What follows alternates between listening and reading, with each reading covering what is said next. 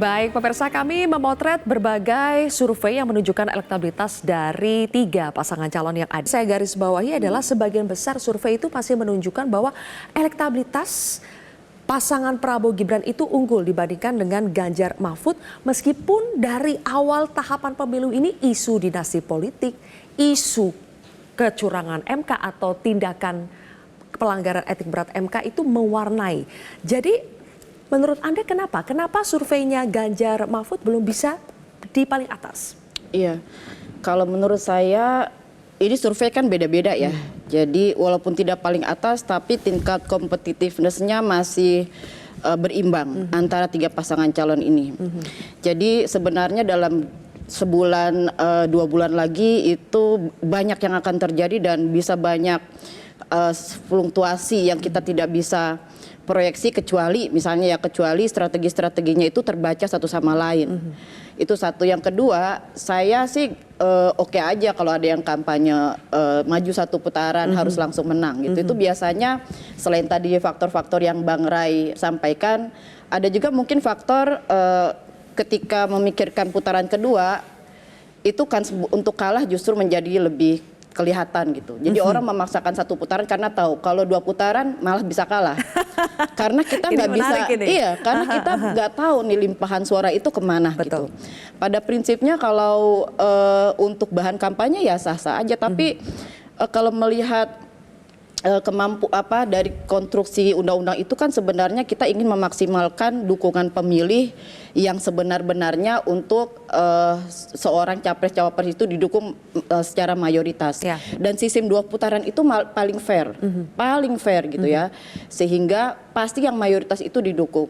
Nah, cara kampanye yang lebih santun menurut saya kalau kita mau bersepakat di sini, jangan memaksakan pemilih 1 putaran kah, 2 putaran kah, enggak. Kita tawarkan aja visi misi, kembalikan lagi pada tradisi bahwa ini bukan soal pemilih harus milih siapa nih yang bakalan menang. Nggak ada yang pasti menang sekarang, semuanya kompetisinya sama, kesempatannya sama, beda dengan pemilu sebelumnya.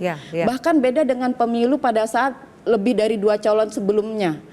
Dan dalam beberapa pemilu presiden yang calonnya lebih 2, itu hanya sekali yang tidak 2 putaran waktu SBY mau periode kedua.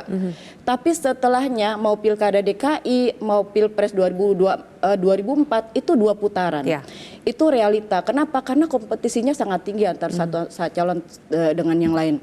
Jadi menurut saya kita ini sebagai calon, kita harus sajikan sesuatu yang menjadi lebih informatif kepada pemilih, bukan malah mempresur pemilih untuk memaksakan alam pikiran mereka sehingga mereka terintimidasi gitu. Aduh, kalau nggak 1 putaran jangan-jangan saya malah milih yang kalah. Enggak, kita harus perang ide dong, perang gagasan dong, bukan malah kemudian menciptakan suasana kamu harus dukung yang mayoritas nih. Karena kalau enggak kamu dukung yang kalah. Padahal belum tentu, kita nggak tahu yang menang yang kalah siapa. Anda angka-angka saat ini masih sangat kompetitif ya? Sangat kompetitif. Semuanya dan sangat fluktuatif, tergantung nanti pada saat kampanye. Iya. Bang Maman, Prabowo Gibran tadi sudah merasa aman belum ya dengan angka-angka di survei yang mayoritas menempatkan Prabowo Gibran sudah 40%? Begini Mbak, kalau merasa aman, kita baru betul-betul bisa merasa aman pada saat sudah diumumkan oleh KPU bahwa pemenangnya adalah Prabowo Gibran. Artinya hari ini kita semua tidak ada yang bisa merasa aman.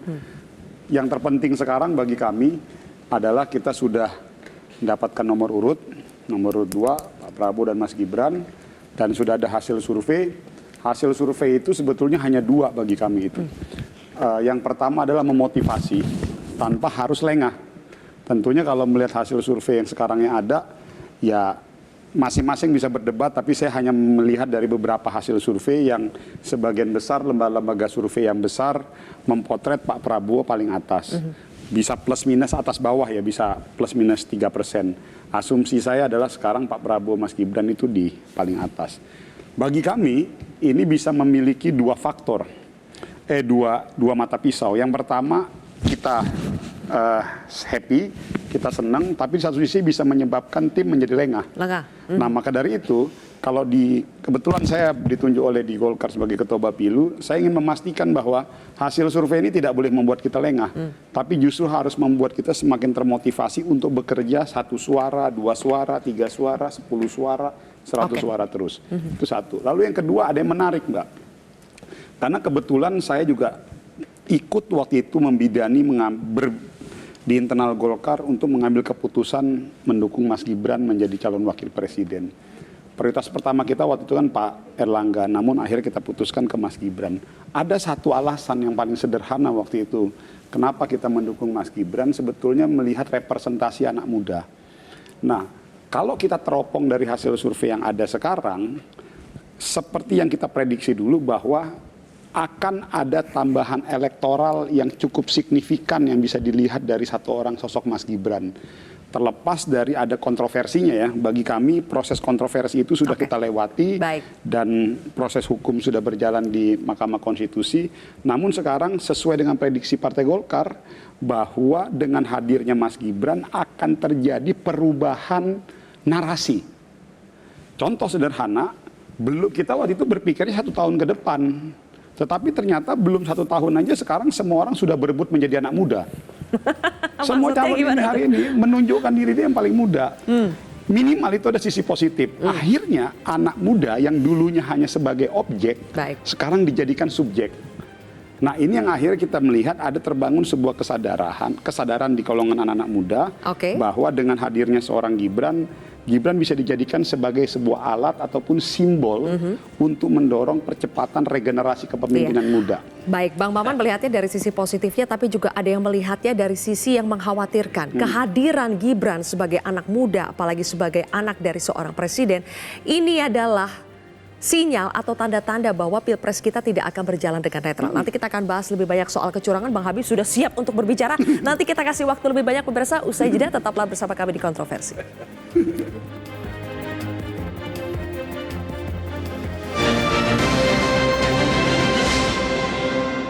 Jelajahi cara baru mendapatkan informasi. Download Metro TV Extend sekarang.